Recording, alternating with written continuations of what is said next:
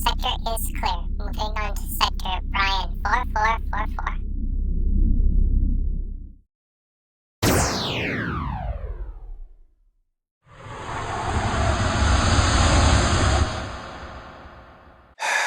You gotta be kidding me.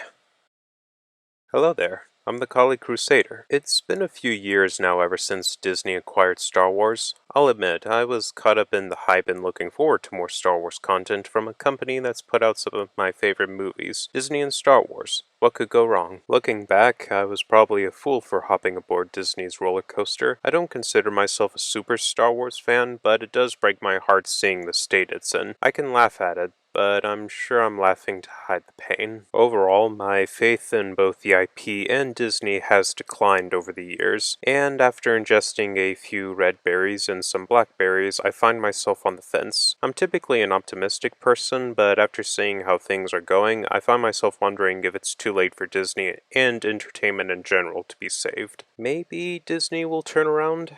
I'm still holding out some hope that the live-action Sword in the Stone remake will at least be decent. Benefit of the doubt, you know? Also, I've heard that an animated movie that recently came out is fairly decent as well. Sadly, I can't confirm or deny this because I haven't seen it yet. I will go into more details, but apparently you don't talk about it for some reason. I wonder why. Anyways, enough Disney and gloom. Let's talk about sticks. With the release of the book of Boba Fett, I wanted to make a video that's closely tied to it. The show itself isn't all that great, but I'm not here to talk about it. In this video, I'll be comparing and objectively analyzing Rey's Quarterstaff and Boba Fett's Gaffi stick. As always, if you have any suggestions or want to add something, feel free to leave a comment and expand the discussion. All I ask is that you show everyone respect.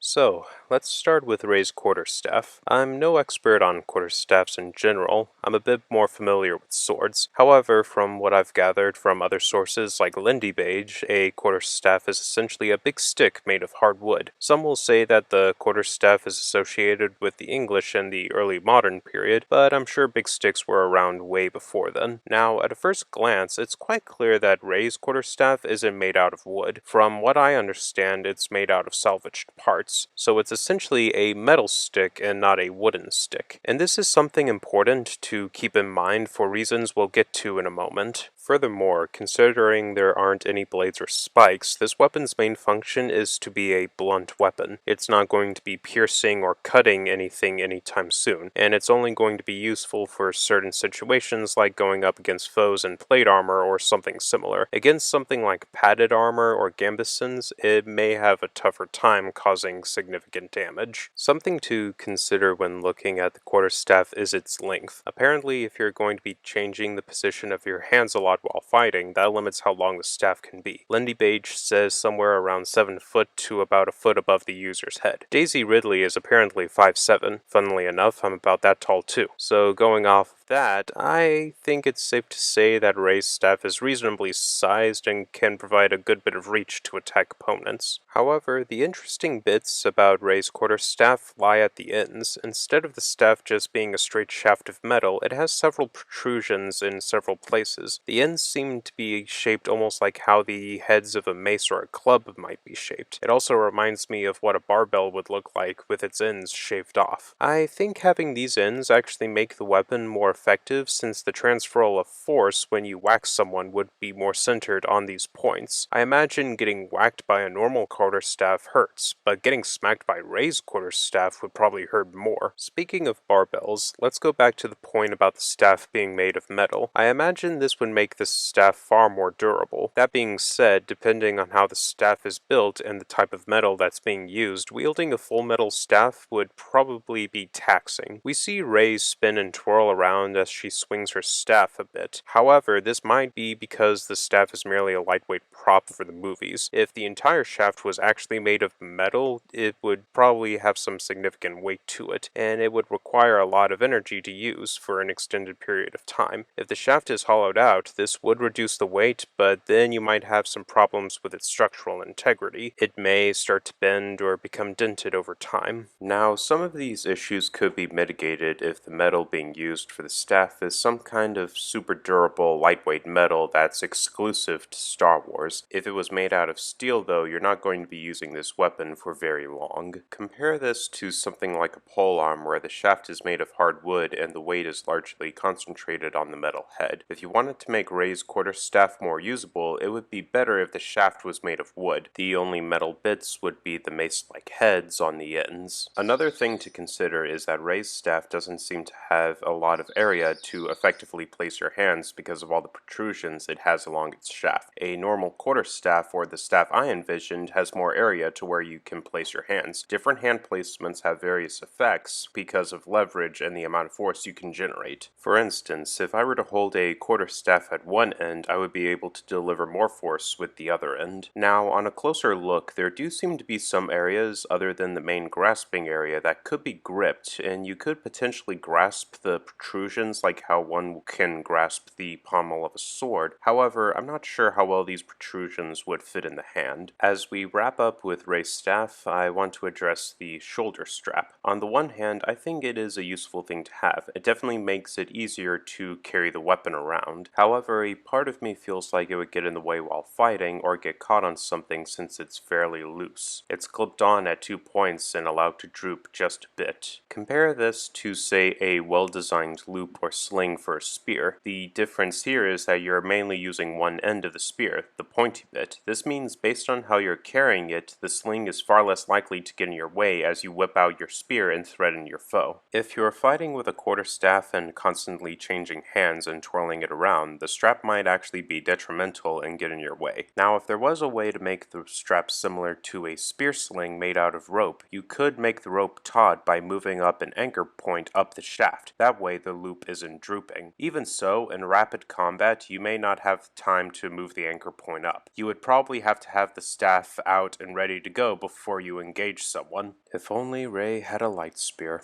Oh well, I guess. So that's Rey's quarterstaff. Overall, it's not that great of a weapon, but that doesn't mean it's useless. I can see someone else in the Star Wars universe carrying a similar weapon for self-defense. Even so, I would make some changes to it to make it a bit more usable. Alright, on to Boba Fett's Gaffi stick, or perhaps the Tusken Raider Gaffi stick since they use it as well. The Gaffi stick, from what I've researched about it, seems to have been inspired by the Totokia, a club weapon from Fiji. Boba Fett uses his Gaffi stick in The Mandalorian against some stormtroopers, and we learn in the book of Boba Fett he made his stick using metal and wood he got from a tree he was led to after he snorted a brain lizard. Let me tell you, after you snort some of that lizard, you see some weird stuff.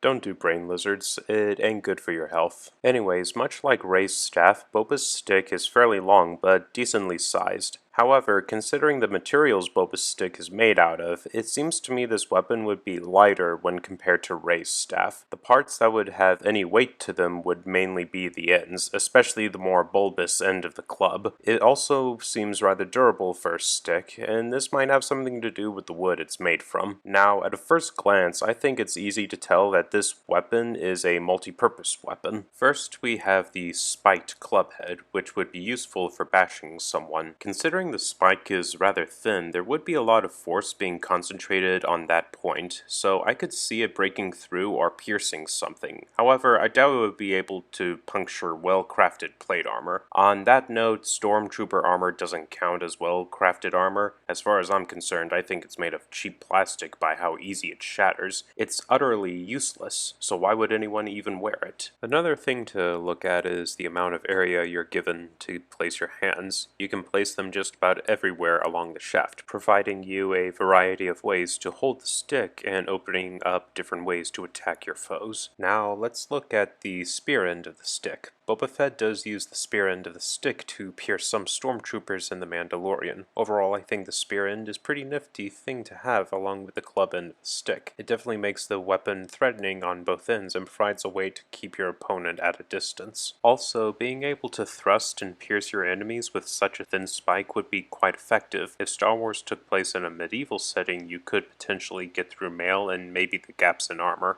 On top of this, the flanges would keep the spear end from going too deep into someone and getting stuck. Speaking of the flanges, I look back at episode 4 when Luke was attacked by a Tusken Raider, and you see the Raider try to hit Luke with it like it's another club. I can definitely see this end of the stick being used like a flanged mace, so on top of the spiked club on one end, you essentially have a spiked club on the other end. However, the way one end is designed allows it to also function like a spear. Furthermore, Boba's stick somewhat reminds me of medieval polearms. Granted, there are differences, especially with the design of the main head. I just find it interesting that many attributes that can be found with polearms can be found in Boba's stick. And yes, I'm pretty sure it was possible for polearms to have spikes at the other end. Have a look at some of these manuscript images from Hans Talhofer. I don't think he would have added in these spikes to the drawings if they didn't exist. I noticed something else while I was watching the Boba Fett fight in The Mandalorian. The way the weapon is slightly curved at one end allows it to be used almost like a hook. We see Boba Fett sweep the feet off of one guide and see him disarm one stormtrooper by sweeping his stick upwards. Honestly though, the stormtrooper should have shot way beforehand, but I still think this is a viable technique. I could see it work in certain situations. As for sweeping someone's legs from underneath them, I'm not entirely sure if it would work or not with the Gaffi stick. I imagine it may be possible, but I'm no expert on sweeping a person's legs. Maybe someone else who has more knowledge on this could elaborate on it. Overall, Boba's stick is actually pretty good. I think it's a rather decent weapon. However, if I had some gripes, I guess one would be that there's no hand protection. This could be mitigated by wearing gauntlets, so I don't think it's that big of an issue. Another thing that could be an issue as well is that based on the way you hold the stick, certain hand positions may not be as good as other positions. If you want to use the spear end of the stick but have your hands on the same side of the stick instead of having one hand up and one hand down, this could give you some point control, kind of like what you see with half sorting. However, if someone gives your stick a good whack, you may end up dropping it. Furthermore, since the stick is technically made from wood, I guess it would be more susceptible to damage over time. As durable as it appears to be, I imagine it wouldn't be as durable as Rey's quarterstaff since her staff is fully made of metal. At the end of the day, I might just be picking at straws here because I'm not really finding that many issues with this weapon. I think it's just that decent. So yeah, that's Boba's stick. I'm not seeing too many problems with it. There might be more things about it that I might be missing, but I'm sure I've hit most of the major points. Now, whose weapon is objectively the best? Well, I don't think there's much of a contest here. It's clearly Boba's stick, and I think this has to do mainly with its versatility and how it's designed overall. That's not to say Rey's weapon isn't wholly bad. A quarterstaff to fend people off with is better than using your fist. On top of that, it's not the worst weapon out there. Believe me, there are far worse things out there. Rey's quarterstaff simply doesn't have much going for it when compared to Boba's stick. Even so, something to bear in mind is that Boba's stick actually isn't all that great either when you look to other weapons in the Star Wars universe. I'm talking about blasters, people. I honestly don't know why Disney has this strange obsession with melee weapons. I know you're a family-friendly company, Disney, but think, we know there are blasters. We've seen them in action. You need to utilize them more. Also, lightsaber bayonet.